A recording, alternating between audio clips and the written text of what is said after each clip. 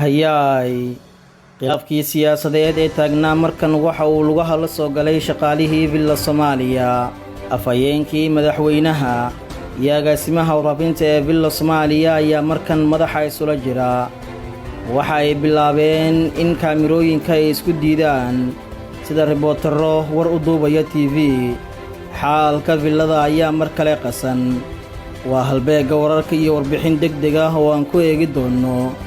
labada mas'uul ee qaybta meediyaha qaabilsan ee villa Soomaaliya oo markan khilaafkooda meel culus u gaaray xilli Xasan Sheekh Maxamuud uu ku mashquulsan yahay xal u helista khilaafyada kale ee uga furan gudaha dalka isla madaxtooyadii ayay markan ka dhex bilaabatay khilaafkuna waa uu sii baahayaa halayskii madaxweynahana waxa uu ku socdaa macnabeel warbixinteennan ayaan ku eegaynaa balse marka hore sii sheergaree muuqaalkan oo leegna saar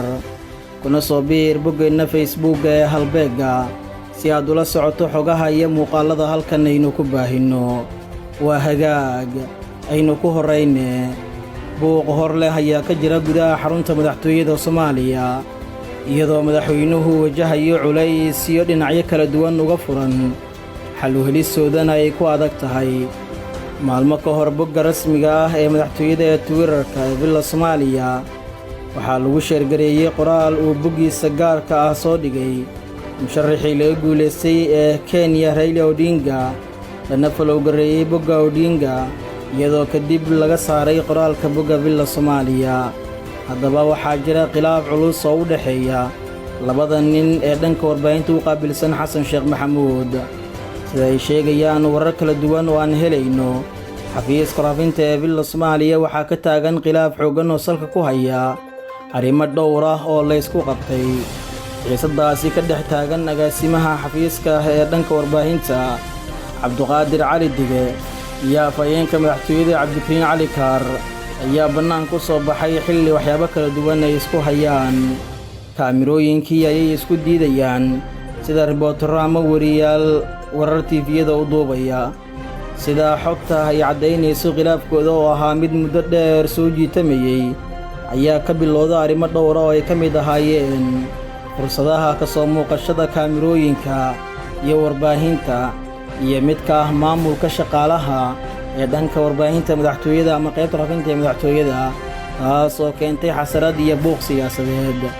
labadoodu waxay kala qaabilsan yihiin mid waa afhayeenka madaxtooyada midna waa agaasimaha dhanka warfaafinta ee villa Soomaaliya haddana khilaafkoodu waxa uu marayaa heerkii ugu sarreeyay oo xitaa villa Soomaaliya maalmihii ugu dambeeyay loo diiday in warbaahinta ay galaan in muddo afhayeenka hadaladiisa laguma baahiyo bogga rasmiga ah ee villa Soomaaliya iyadoo dhinaca kale khilaafkan hoos u dhac weyn u soo jiiday habsami socodka shaqadii xafiiska taasoo si weyn looga dareemay diyaarintii barnaamijka 100 maalmood iyo saameyntii guud ee xafiiskaas uu ku lahaa